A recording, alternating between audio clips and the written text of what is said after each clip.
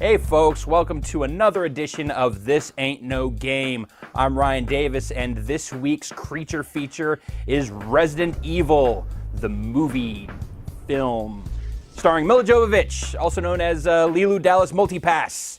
This is probably so far my favorite movie that we've done on this. I actually kind of have a little place in my heart for Resident Evil. It's not great as far as the source material goes. It follows the basic structure of the first Resident Evil with the mansion, near Raccoon City, the research facility, the T-virus getting out. You get the STARS team, you get the Umbrella Corporation, but none of the characters. So no Chris Redfield, no Jill Valentine, no Master of Unlocking, none of that stuff. Instead, you get Milla Jovovich as Alice, who is this kind of mysterious amnesiac who's in the mansion, which is above this giant research facility called the Hive, which is where the T-virus is getting its business done. I think what it is that I like about Resident Evil, the movie, is that there's a great economy to how it's set up, the structure of the movie.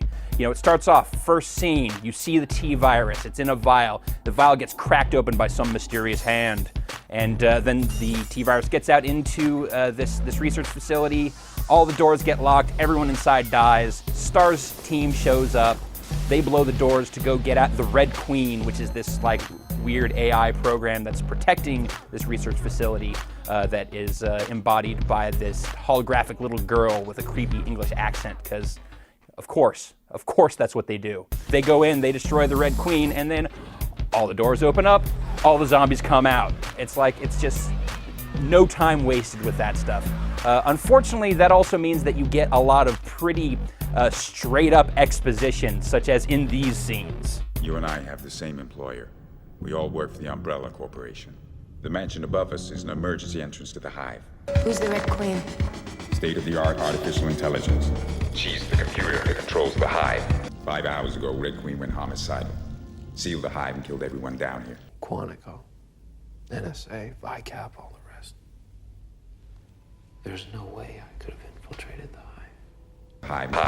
Yeah, this movie is not afraid to just stop for a second and say, okay, dude, this is what's going on and this is why. Who's the Red Queen? Here's who the Red Queen is. There's definitely plenty of that stuff in the movie.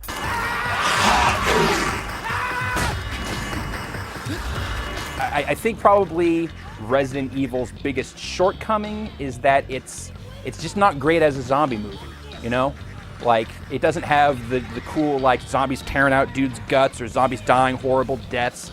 The zombies look kind of lame for the most part. You get a few zombies with, CG stuff on their faces. And you also get a licker, from Resident Evil, so another little callback to the games. When the licker shows up is when the movie kind of loses me, honestly. The best part in Resident Evil is this scene here early on where the STARS scene is trying to get to the Red Queen, and there's this security system in place, the world's best security system. Let's take a look. How great is that? That is so awesome. I love that it goes down, and then it goes again, and it goes up.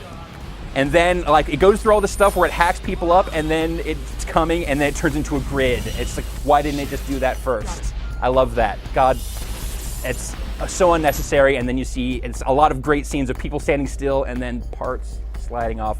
That's just awesome. That's really one of the big highlights in this movie for me. Another great moment, actually there's a couple great moments where you could tell that Paul W.S. Anderson, the director, might have seen a little movie called The Matrix. You could tell here that Alice has some sort of a badass background when she takes on these skinless dogs and shows some pretty amazing karate moves.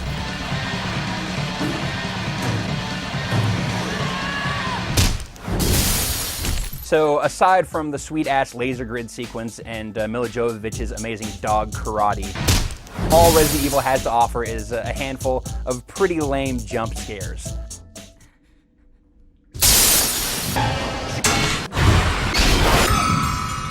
hive. I will say that I appreciate its appropriately apocalyptic ending, because you always got to end a zombie movie on a downer. You can't have a feel-good zombie movie. So in that regard, Resident Evil is successful. But you know, it's coming from a game that's based on zombie movies in the first place, so it's kind of got a lot going for it. And even still, it's just not that successful.